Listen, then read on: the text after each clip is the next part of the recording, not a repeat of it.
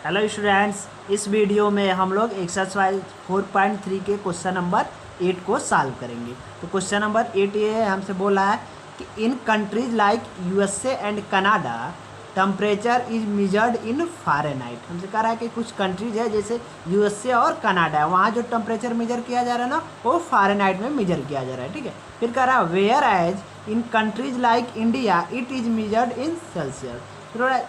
फिर बोला कि कुछ ऐसे कंट्रीज है जैसे इंडिया है, वहाँ पे जो टेम्परेचर मेजर किया जा रहा है वो सेल्सियस में मेजर किया जा रहा है। ठीक है, यानी कुछ कंट्रीज जैसे यूएसए और कनाडा वहाँ हम टेम्परेचर को फ़ारेनहाइट में मेजर कर रहे हैं, और कुछ कंट्रीज जैसे इंडिया वहाँ हम टेम्परेचर को सेल्सियस में मेजर कर रहे हैं। जैसे हम बोलते हैं ना इंडिया में कि आज टेम्परेचर 25 डिग्री सेल्सियस है, 26 डिग्री सेल्सियस है। ठीक है, तो कह रहा है फिर here is a linear equation that convert Fahrenheit to Celsius. कह रहा है यह एक लीनियर इक्वेशन है जो फ़ारेनहाइट को सेल्सियस में चेंज करने के लिए बनाया गया है। ये फ़ारेनहाइट है, ये सेल्सियस है।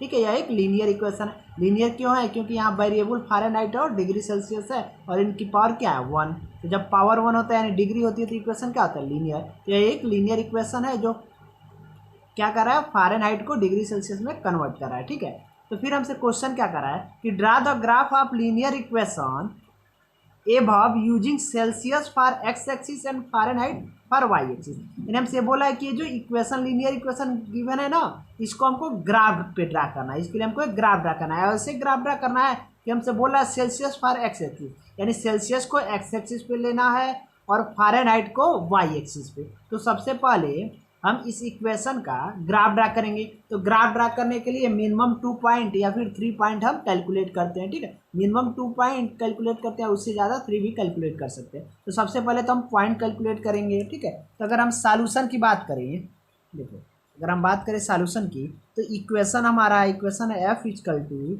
9/5 सी प्लस 32 से क्वेश्चन नंबर 1 मान लिया। ठीक है, अब यहाँ क्या करेंगे कि सी की वैल्यू पुट करके एफ की वैल्यू कैलकुलेट करेंगे, तभी हमको पॉइंट मिलता है। ऐसे ही पॉइंट कैलकुलेट करते हैं कि सी की वैल्यू पुट करेंगे एफ। जैसे यहाँ एक्स और वाई होता था तो हम एक्स की वैल्यू पुट करते थे, वाई की वैल्यू कैलकुलेट करते थे।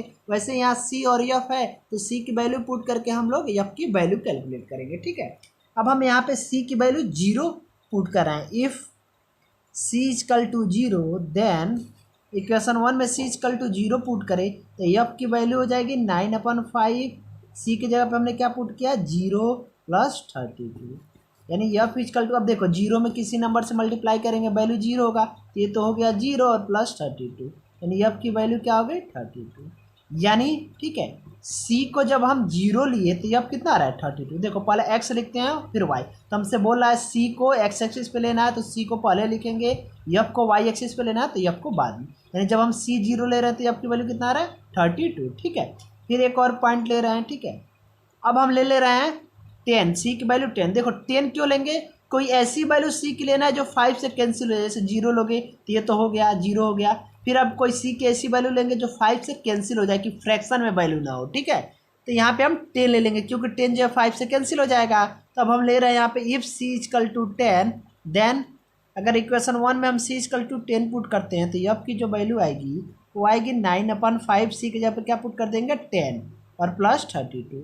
अब 10 5 से 2 टाइम कैंसिल हो जाएगा, एफ की वैल्यू हो जाएगी 9 × 2 हो जाएगा 18 प्लस 32।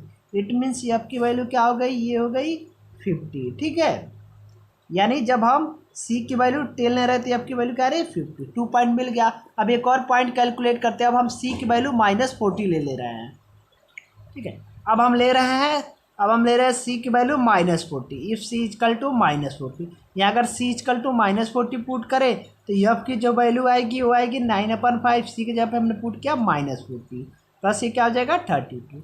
अब ये 48 टाइम्स कैंसिल हो जाएगा, यानी एफ की वैल्यू हो जाएगी, देखो 9 × 8 करेंगे 72 और माइनस है तो माइनस, यानी 9 × -8 की वैल्यू क्या हो जाएगी? -72 और प्लस ये 32। ठीक है, ये 5 से 8 टाइम कैंसिल हो गया, यानी यहाँ -8 हुआ। -8 × 9 करेंगे क्या होगा? -72।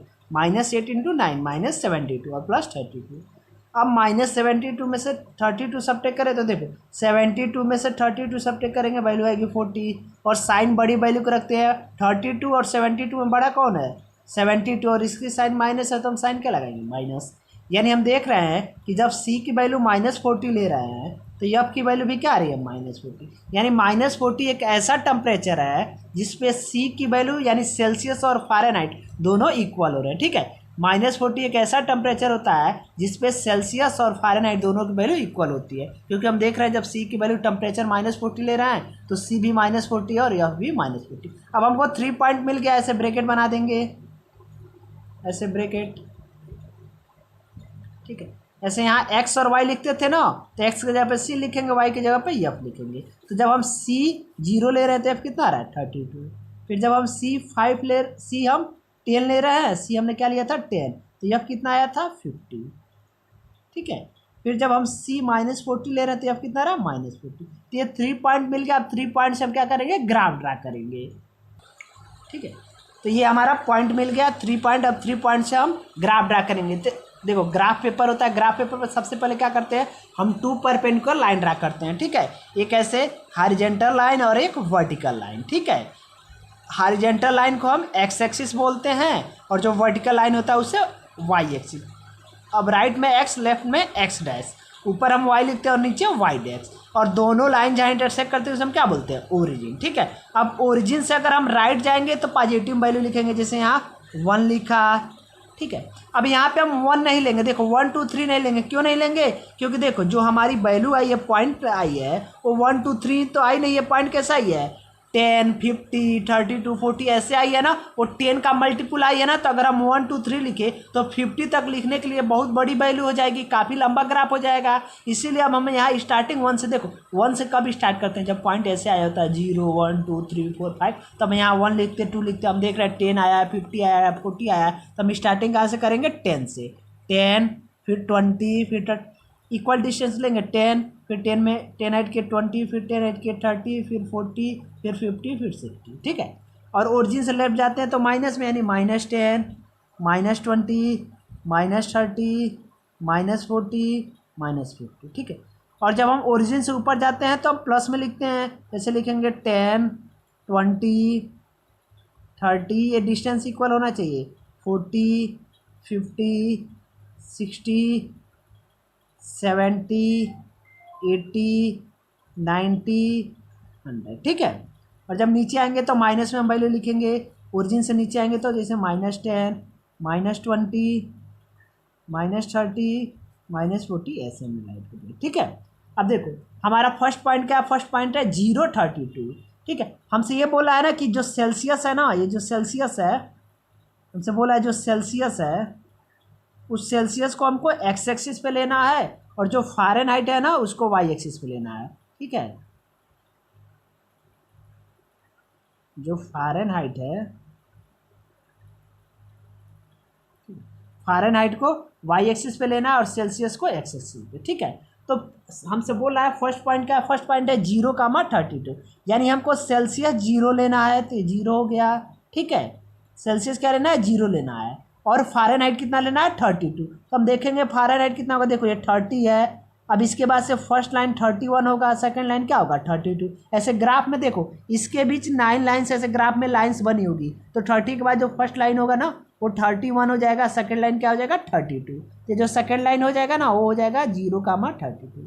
ठीक है, 0 लेना है, सी 0 है, सेल्सियस 0 है, यानी ये सेल्सियस 0 यानी फ़ारेनहाइट वाली एक्सिस लेना है। ठीक है, हम लोग पढ़े ना अगर x 0 होता है तो y एक्सिस पे लेना होता है, तो सेल्सियस मतलब क्या है x एक्सिस, तो x 0 है, और x जब 0 है तो y एक्सिस होगा, और y एक्सिस पे कितना लेना है 32, क्योंकि फ़ारेनहाइट की वैल्यू कितनी है 32। तो फर्स्ट पॉइंट हो गया 0 32, ये फर्स्ट पॉइंट हो गया। ठीक है, फिर सेकंड पॉइंट लेना है 10 50, यानी सेल्सियस 10 लेना है और फ़ारेनहाइट 50 लेना है। तो हमें यहाँ सेल्सियस 10 लेना है, तो यहाँ से एक परपेंडिकुलर लाइन ड्रा कर देना है। ठीक है, ये सेल्सियस हो गया, ये सेल्सियस इस पे लिए है और फ़ारेनहाइट इस पे, फ़ारेनहाइट कितना लेना है 50। ठीक है, तो ये फ़ारेनहाइट 50 हो गया। ठीक है, ये दोनों जहाँ इंटरसेक्ट किए वो 10 50, यानी सेल्सियस 10 और फ़ारेनहाइट 50। फिर लेना है नेक्स्ट थर्ड पॉइंट कि सेल्सियस -40 और फ़ारेनहाइट भी क्या लेना है -40। तो हम देख रहे हैं सेल्सियस -40 यहाँ है, तो यहाँ से एक परपेंडिकुलर लाइन ड्रा कर देंगे, और देख रहे हैं -40। ठीक है, फ़ारेनहाइट यहाँ है, तो यहाँ से एक परपेंडिकुलर लाइन है, दोनों जहाँ इंटरसेक्ट की वही हमारा क्या हुआ -40 -40, ठीक है। अब ये 3 पॉइंट मिल गया, इन 3 पॉइंट को ज्वाइन करते हुए हम स्ट्रेट लाइन ड्रा कर देंगे, ठीक है। इनको ज्वाइन करते हुए हम लाइन ड्रा कर देंगे,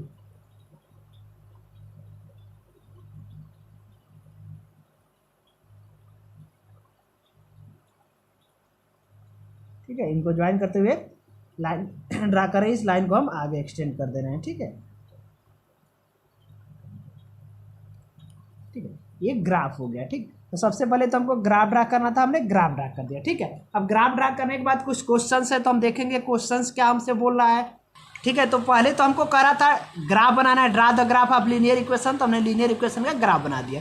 फिर सेकंड क्वेश्चन में करा है कि if the temperature is 30 degree Celsius, यानी अगर टेम्परेचर 30 डिग्री सेल्सियस है तो what is the temperature in Fahrenheit, तो फ़ारेनहाइट में टेम्परेचर क्या होगा, ठीक है। तो अगर हम ग्राफ से देखें, देखो हमको डिग्री सेल्सियस कितनी वैल्यू लेना है, 30। हमसे कह रहा है अगर टेम्परेचर 30 डिग्री सेल्सियस हो तो फ़ारेनहाइट क्या होगा, तो हम देखेंगे यहाँ 30 डिग्री सेल्सियस क्या, ये सेल्सियस है, ये 30 डिग्री सेल्सियस हो गया। अब हमको ये कैलकुलेट करना है कि फ़ारेनहाइट की वैल्यू क्या होगी, तो हम करेंगे क्या कि ये जो डिग्री सेल्सियस है ना, ठीक है, इस डिग्री सेल्सियस से ऐसे हम एक परपेंडिकुलर लाइन ड्रा कर देंगे, ठीक है, ऐसे एक परपेंडिकुलर लाइन ड्रा कर देंगे, ठीक है। ये लाइन, ठीक है, ये परपेंडिकुलर लाइन जो है ना, ये ग्राफ को कहीं ना कहीं कट करेगी, ठीक है। हम कहाँ से ड्रा करेंगे, तो 30, क्योंकि हमसे कह रहा है कि अगर सी की वैल्यू यानी सेल्सियस 30 हो तो फ़ारेनहाइट की वैल्यू क्या होगी, तो ये सेल्सियस है इस पे, तो सेल्सियस 30 से क्या करेंगे, परपेंडिकुलर लाइन ड्रा करेंगे। ये लाइन जो है ग्राफ को जहाँ कट करेगी वहाँ से हम क्या करेंगे कि हम ये फ़ारेनहाइट वाला जो एक्सिस है यानी वाई एक्सिस पे एक परपेंडिकुलर ड्रा करेंगे, ठीक है। तो ये जो परपेंडिकुलर आएगा ना वो 86 पे आएगा, ये जो वैल्यू आएगी ना वो यहाँ पे देखो 80, फिर 81, 82, 83, 84, 85, यहाँ 86 पे आएगी, ठीक है। यानी ये 86 पे आएगी, यानी अगर टेम्परेचर जो है डिग्री सेल्सियस 30 डिग्री सेल्सियस हो तो फ़ारेनहाइट की वैल्यू क्या हो जाएगी, 86। यानी सेकेंड का जो आंसर होगा ना, यहाँ हम लिख दे रहे हैं, जो सेकेंड क्वेश्चन का आंसर होगा, यानी अगर टेम्परेचर जो है 30 डिग्री सेल्सियस हो तब टेम्परेचर जो है फ़ारेनहाइट में कितना हो जाएगा, 86 फ़ारेनहाइट, ठीक है। फिर हमसे थर्ड क्वेश्चन की बात करें तो देखो थर्ड क्वेश्चन हमसे ये बोल रहा है, थर्ड क्वेश्चन बोल रहा है कि if the temperature is 95 Fahrenheit what is temperature in Celsius, और कह रहा है कि अगर टेम्परेचर 95 फ़ारेनहाइट हो, यानी अब फ़ारेनहाइट में वैल्यू क्या लेना है 95, और हमको सेल्सियस में कैलकुलेट करना है सेल्सियस में वैल्यू कितनी होगी, ठीक है। हमसे कह रहा है कि अगर फ़ारेनहाइट में वैल्यू 95 हो तो देखो 95 कहाँ होगा, 95 होगा, ये 90 और 100 है, इसके ठीक बीच में 95 होगा, यहाँ पे क्या होगा 95। तो हमसे कह रहा है कि अगर 95 टेम्परेचर फ़ारेनहाइट में हो तो सेल्सियस में क्या होगा, तो फ़ारेनहाइट में 95 लेना है तो 95 हो गया, तो 95 से हम क्या करेंगे, एक परपेंडिकुलर ऐसे लाइन ड्रा करेंगे ग्राफ पे, ठीक है। ये इस लाइन को यानी ग्राफ लाइन को कहीं ना कहीं कट करेगी, जहाँ कट करेगी ना वहाँ से हम फिर क्या करेंगे, एक्स एक्सिस पे एक परपेंडिकुलर ड्रा करेंगे, ठीक है, ठीक है। यह एक्स एक्सिस को जो परपेंडिकुलर लाइन होगी ना वो 35 पे, ये 30 और 40 के बीच में आएगी, ठीक है, 30 और 40 के बीच में यानी 35 पे आएगी, ठीक है। यानी जब जब हम यफ 95 लेंगे तो 95 से परपेंडिकुलर लाइन जो आएगी ना वो 35 पे आएगी, यानी जब यफ 95 होगा ना तो जो डिग्री सेल्सियस होगी वो 35 होगी, यानी हम थर्ड का आंसर लिख सकते हैं कि जब टेम्परेचर जो है ना अगर 95 फ़ारेनहाइट हो तो जो टेम्परेचर डिग्री सेल्सियस में होगा वो 35 डिग्री सेल्सियस होगा, ठीक है। फिर अगर हम फोर्थ क्वेश्चन की बात करें तो देखो फोर्थ क्वेश्चन में हमसे बोला है कि if temperature is 0 degree Celsius, यानी अगर टेम्परेचर 0 डिग्री सेल्सियस हो तो बोला what is temperature in Fahrenheit, ठीक है। अगर कह रहा है हमसे टेम्परेचर 0 डिग्री सेल्सियस हो तो टेम्परेचर फ़ारेनहाइट में क्या होगा, ठीक है। तो देखो अगर टेम्परेचर 0 डिग्री सेल्सियस है तो फ़ारेनहाइट की वैल्यू कितनी है 32, यानी अगर सेल्सियस में टेम्परेचर 0 डिग्री सेल्सियस है तो फ़ारेनहाइट में टेम्परेचर कितना है 32। तो 4 का आंसर हो जाएगा कि अगर टेम्परेचर 0 डिग्री सेल्सियस हो टेम्परेचर फ़ारेनहाइट में कितना हो जाएगा 32, ठीक है, डिग्री सेल्सियस, ठीक है, 32 फ़ारेनहाइट, ठीक है। फिर हमसे नेक्स्ट क्वेश्चन कर रहा है, क्वेश्चन नंबर 5 कर रहा है कि is there a temperature which is numerically the same in both Fahrenheit and Celsius, कर हमसे क्या कोई एक ऐसा टेम्परेचर है जिसपे फ़ारेनहाइट और सेल्सियस दोनों इक्वल हो, तो अभी हम लोग देखे थे -40, ठीक है। तो अभी हम देखें -40 यानी -40 ऐसा टेम्परेचर है जिसपे सेल्सियस और फ़ारेनहाइट दोनों की न्यूमेरिकली वैल्यू क्या है, सेम है। यानी फिफ्थ का आंसर क्या हो जाएगा, फिफ्थ का आंसर हो जाएगा -40। -40 एक ऐसा टेम्परेचर है जिसपे डिग्री सेल्सियस और डिग्री फ़ारेनहाइट दोनों की वैल्यू क्या हो जाएगी, सेम हो जाएगी। ठीक है, तो इस क्वेश्चन को हम ग्राफ से भी सॉल्व कर सकते हैं और इस क्वेश्चन को हम न्यूमेरिकली भी सॉल्व कर सकते हैं। न्यूमेरिकली कैसे सॉल्व कर सकते हैं, देखो अगर हम न्यूमेरिकली सॉल्व करें तो फर्स्ट क्वेश्चन में ये इक्वेशन था ना, देखो इक्वेशन था F equal to 9/5 into C plus 32। ठीक है, तो फर्स्ट क्वेश्चन में हमसे ये कह रहा था कि अगर सेल्सियस की वैल्यू 30 डिग्री सेल्सियस हो, 30 डिग्री हो तो फ़ारेनहाइट की वैल्यू कैलकुलेट करो। तो हम क्या करेंगे, इक्वेशन से भी एक तो ग्राफ से कैलकुलेट किए, फिर हम इक्वेशन से भी हम ये क्वेश्चन को सॉल्व कर सकते हैं। हमसे कह रहा है कि ये 9/5 पे हमसे कह रहा है सी की वैल्यू कितना लेना है, 30। सी की वैल्यू कितना दिया है, 30 डिग्री सेल्सियस मतलब सी की वैल्यू 30 दिया है, तो सी की जगह पे 30 पुट कर देंगे। तो ये 5 से 6 टाइम कैंसिल हो जाएगा। एफ की वैल्यू 9 × 6 कितना हो जाएगा, ठीक है, ये 9 × 6 करें तो ये वैल्यू हो जाएगी 54 और प्लस क्या हो जाएगा 32। अब इसे सॉल्व करें तो 54 + 32 क्या हो जाएगा 86। ठीक है, तो ग्राफ से भी हम यही देखें कि जब टेम्परेचर सेल्सियस में 30 डिग्री सेल्सियस हम ले रहे थे तो फ़ारेनहाइट में टेम्परेचर कितना आ रहा था, 86 डिग्री सेल्सियस। तो हम ग्राफ से भी ड्रा कर सकते हैं और इक्वेशन से भी। ठीक है, वैसे ही सेकंड क्वेश्चन में हमसे कह रहा था कि अगर फ़ारेनहाइट की वैल्यू 95 डिग्री हो, यानी हमसे बोला था अगर टेम्परेचर ना 95 फ़ारेनहाइट हो तो सेल्सियस में वैल्यू कैलकुलेट करो। तो हम ये इक्वेशन है, इक्वेशन में एफ के जगह क्या पुट कर देंगे 95, क्योंकि टेम्परेचर कितना है 95 फ़ारेनहाइट, यानी एफ की वैल्यू 95 है, तो इक्वेशन में एफ की वैल्यू 95 पुट कर देंगे equal to 9/5 into C plus 32। अब ये प्लस 32 इधर आके क्या हो जाएगा -32 इक्वल टू 9/5 इंटू सी।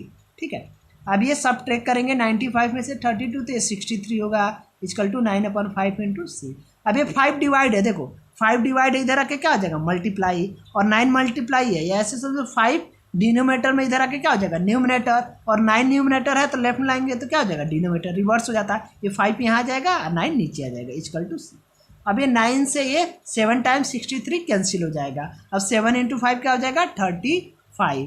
ठीक है, यानी सी की वैल्यू क्या हो जाएगी 35 डिग्री। यानी एफ की वैल्यू अगर 95 हो रही है, यानी अगर टेम्परेचर 95 फ़ारेनहाइट हो रही है तो सेल्सियस में टेम्परेचर कितना हो जाएगा 35। तो हम लोग ग्राफ से भी यही कैलकुलेट किए थे। ठीक है, फिर अगर हम थर्ड क्वेश्चन सॉल्व करें, ठीक है, देखो थर्ड क्वेश्चन में ये बोल रहा था कि अगर टेम्परेचर 0 डिग्री सेल्सियस हो तो फ़ारेनहाइट में टेम्परेचर की वैल्यू क्या होगी। ठीक है, तो हम क्या करेंगे, इक्वेशन जो है ना वो इक्वेशन में हम क्या करेंगे, सी के जगह पे क्या पुट कर देंगे 0। ठीक है, अब ये 9/5 इंटू 0 करेंगे वैल्यू 0 आएगी, 0 + 32 यानी आपकी वैल्यू क्या होगी 32। तो हम लोग ग्राफ में भी यही देखे कि जब टेम्परेचर 0 डिग्री सेल्सियस हो रहा है तो फ़ारेनहाइट की वैल्यू क्या आ रही है 32। तो हम न्यूमेरिकली भी इन क्वेश्चंस को सॉल्व कर सकते हैं इक्वेशन के द्वारा और ग्राफ के लिए भी सॉल्व कर सकते हैं।